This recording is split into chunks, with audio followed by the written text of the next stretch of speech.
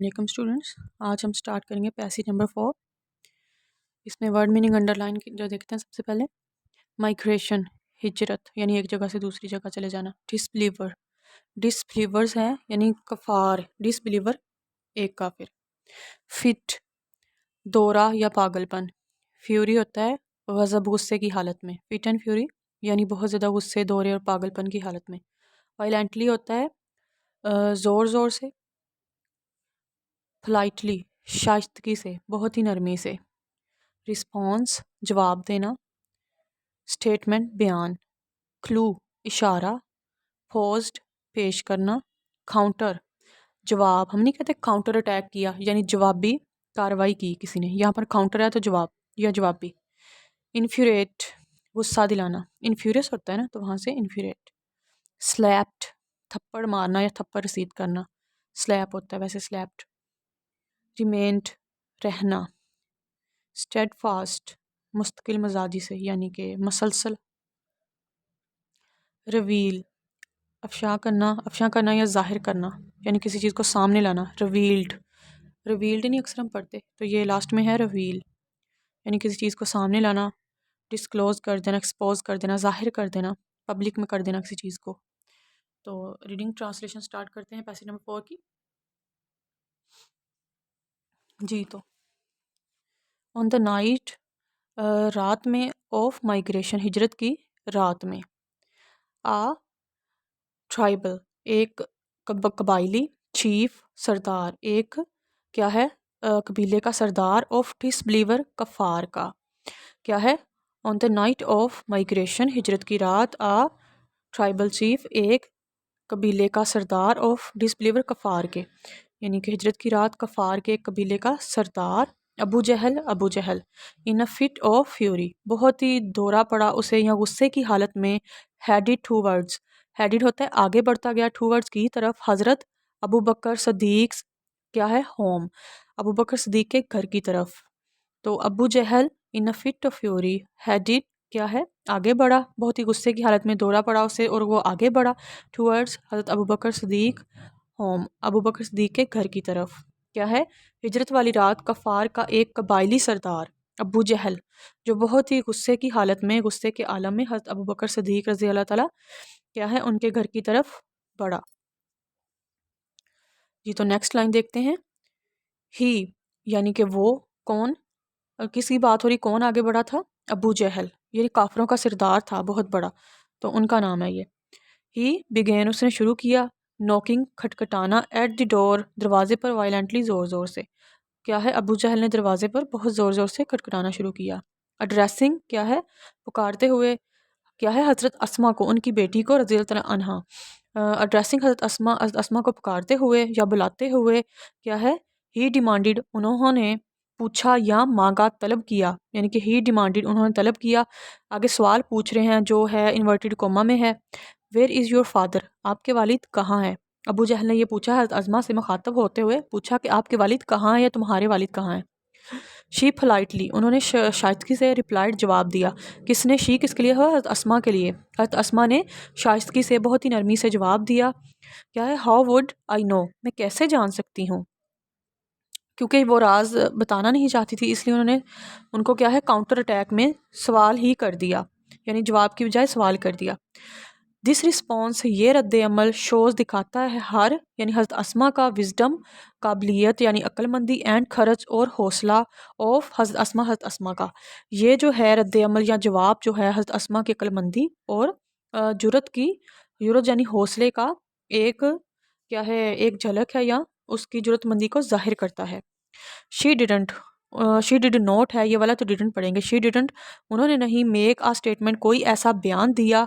That would give जो उन्हें देता हिम अबू जहल को अ क्लू कोई इशारा, उन्होंने ऐसी कोई भी जवाब नहीं दिया जो अबू जहल को इशारा देता कि वो मिल जाएं, उनके वालिद साहब जो थे हज़रत अबू बकर सदीक मिल जाएं, फिर नबी पाक भी मिल जाएंगे उनको क्योंकि वो हिजरत कर गए थे, इबादत में मसरूफ़ थे गारे सोर में, तो इसलिए उन्होंने क्लू कोई नहीं दिया। शी सिंपली उन्होंने सादगी से पोज्ड क्या किया पेश किया, उन्होंने सादगी से पेश किया आ काउंटर एक जवाब या जवाबी کوسچن یعنی کہ ایک سوال، انہوں نے جوابی ایک سوال پیش کر دیا بہت ہی سادگی کے ساتھ، دیٹ انفیریٹیڈ یعنی جس نے غصہ دلا دیا ابو جہل کو، جو اسلام کا سب سے بڑا دشمن ابو جہل تھا، اس کو کیا ہے انہوں نے سوالی جواب میں کیا کر دیا، غصہ دلا دیا.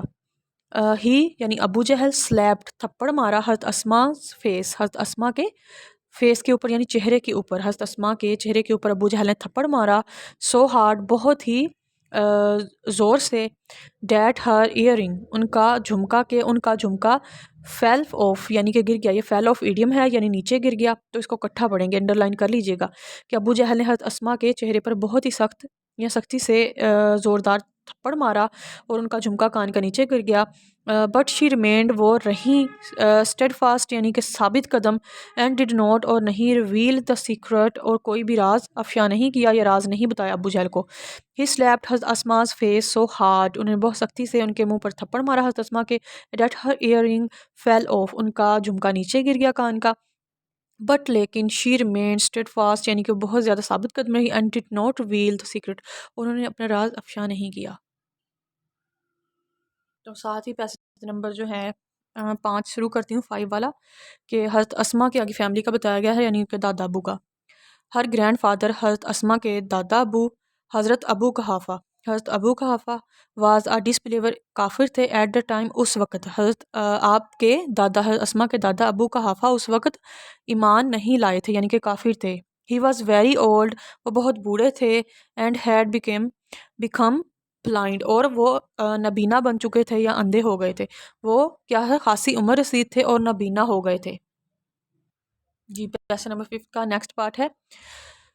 ہی یعنی کہ وہ سیڈ ٹو ہر ان کے دادا نے حضرت اسما سے کہا، اسما آئی تھنک مجھے لگتا ہے حضرت ابو بکر صدیق رضی اللہ تعالیٰ عنہ ہیڈ ٹیکن لے گئے ہیں آل دا ویلتھ تمام دولت یعنی کہ تمام چیزیں جو تھی ان کی ویلتھ کی وہ لے گئے ہیں.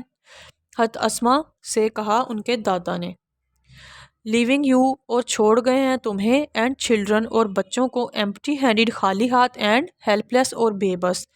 کیا ہے ان کے دادا، انہوں نے حضرت اسما سے دادا نے کہا کہ میرے خیال میں ابو بکر صدیق رضی اللہ تعالیٰ عنہ اپنی ساری دولت ساتھ لے گئے ہیں، تمہیں اور بچوں کو خالی ہاتھ اور بے یار و مددگار یعنی کہ تنہا چھوڑ گئے ہیں.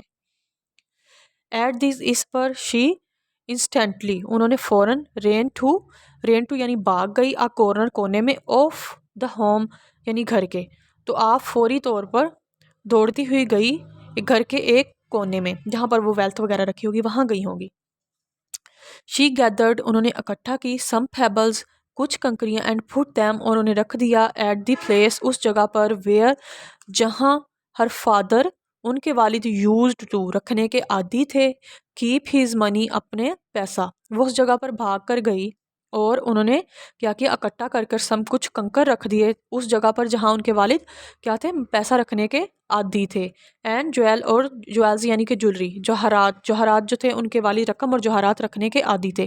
شی گیدرڈ سم پیبلز اس نے کچھ کنکریاں اکٹھا کی، اینڈ پٹ دیم انہیں رکھ دیا، ایٹ دا پلیس اس جگہ پہ، where her father use to جہاں اس کے والد رکھنے کے عادی تھے، keep his money and jewels یعنی کہ اس کے والد جو جولری یعنی کہ جوہرات اور رقم رکھنے کا عادی تھے وہاں پر وہ کچھ کنکر رکھ کر آ گئی. شی کورڈ اس نے ڈھک دیا، اٹ یعنی اس جگہ کو، with the piece of cloth کپڑے کے ایک ٹکڑے سے. یہ کلوتھ کو ایک نظر دیکھ لیجئے، یہ والا کلوتھ CLOTH یعنی کلوتھ والا ہے، ES اس کے ساتھ نہیں لگا. تو اب یہاں پر میں تھوڑا کلیریفائی کر دوں آپ لوگوں کو یہ گرامر کا رول، کہ ایک ورڈ ہوتا ہے کلوتھز اور کلوتھ. اب یہاں پر ہمیں یہ سمجھ نہیں آتی یہ کلوتھ کیوں لکھا ہے، کلوتھز کیوں نہیں لکھا، حالانکہ زیادہ تر کلوتھز لکھا ہوتا ہے. اس وجہ سے ہے کیونکہ یہ CLOTH ہے، کلوتھ یعنی کہ کپڑے کا ایک ٹکڑا، جیسے ہم کاٹ کر رکھ لیتے ہیں سلائی نہیں ہوا ہوتا، جیسے ہم ویسے ہی کاٹا ہے تھان سے ہم نے ویسے ہی اس کو نا کہیں چیز بچھانے کے لیے یا یوز کرنے کے لیے رکھ لیا. تو کلوتھ تب آئے گا جب وہ کوئی سلا ہوا کپڑے کی بات ہوگی جو سلائی ہوا ہوگا، ٹھیک ہے، جس کو پہنا جا سکتا ہو یا ویسے ہی سلائی کر کے یوز کیا ہو، ویسے ہی تھان سے کاٹ کر نہ استعمال کیا گیا ہو. کلوتھ اس کے لیے استعمال ہوتا ہے، کلوتھ ہے یعنی کہ ویسے ہی انسلا کپڑا کلوتھ ہے، سلائی کیا ہوا کپڑا کلوتھس، اس کے لیے ورڈ یوز کریں CLOTHES کلوتھس. اور اس سے پہلے بھی میں پچھلی لائن میں پڑھا چکی ہوں، تو اس میں یوزڈ ٹو، تو یہ کئی پیسیجز میں پہلے بتا چکی ہوں. یوزڈ ٹو یعنی کہ جو ماضی میں کام کرنے کے ہم عادی ہوتے ہیں. یوز ٹو کیپ یعنی وہ جولری اور اس کے چیزیں وغیرہ رکھنے کے عادی تھے نا ماضی میں اس جگہ پہ، تو یوز ٹو اکٹھا پڑھیں گے. تو نیکسٹ دیکھتے ہیں. کھم یعنی کہ آئیں. گرینڈ فادر دادا ابو، دادا ابو آئیں اور کہتی ہیں لک دیکھیں. ہی ہیز لیفٹ وہ چھوڑ گئے ہیں. کیا لیفٹ چھوڑ گئے ہیں؟ آل دس فار اس وہ تمام ہمارے لیے چھوڑ گئے ہیں. آئیں دادا دیکھیں وہ تمام چیزیں ہمارے لیے چھوڑ گئے ہیں. اس رقم اور وہ جویلری کی بات ہو رہی ہے. ہی ٹچڈ انہوں نے دیکھا کیونکہ وہ بلائنڈ تھے نا، نابینا تھے. ہی ٹچ دا کلوتھ انہوں نے اس کپڑے کو چھوا. اینڈ تھاٹ اور سوچا. It was full of gold and jewels یہ رقم اور جوہرات سے بھرا ہوا ہے. پھر انہوں نے یہ سوچا. ہیز کنسرن ان کا مقصد. واز کیا ہے؟ ایلیویٹڈ یعنی کہ اس کو بلند کرنا. سوری ایلیویٹڈ کا ہے کم کرنا. تو ہیز کنسرن ان کا مقصد تھا. واز ایلیویٹڈ یعنی کم کرنا.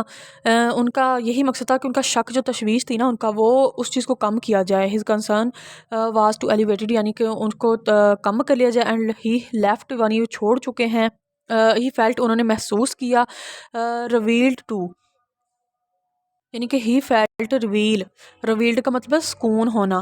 انہوں نے پھر کیا ہے سکون محسوس کیا. ٹو نو جان کر date Hazrat Abu Bakr Siddiq had left چھوڑ گئے ہیں. آل ہیز ویلتھ ایٹ ہوم اپنے گھر پر ہی تمام جوہرات یا ساری دولت چھوڑ گئے ہیں. دوبارہ پڑھا دیتی ہوں ایک دفعہ، تھوڑی سی یہاں پر ہوئی تھی مس انڈرسٹینڈنگ. ہیز کنسرن ان کا کیا تھا؟ یہی مقصد تھا، یہی غور و فکر تھی.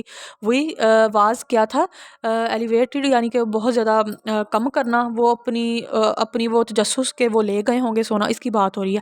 اینڈ ہی فیلٹ انہوں نے محسوس کیا کیا ہے؟ ریلیوڈ یعنی پرسکون محسوس کیا، سکون محسوس کیا. To know that Hazrat Abu Bakr Siddiq had left all his wealth at home تمام چیزیں جو تھی وہ ویلتھ گھر پر چھوڑ گئے ہیں، یہ جان کر ایک سکون محسوس کیا.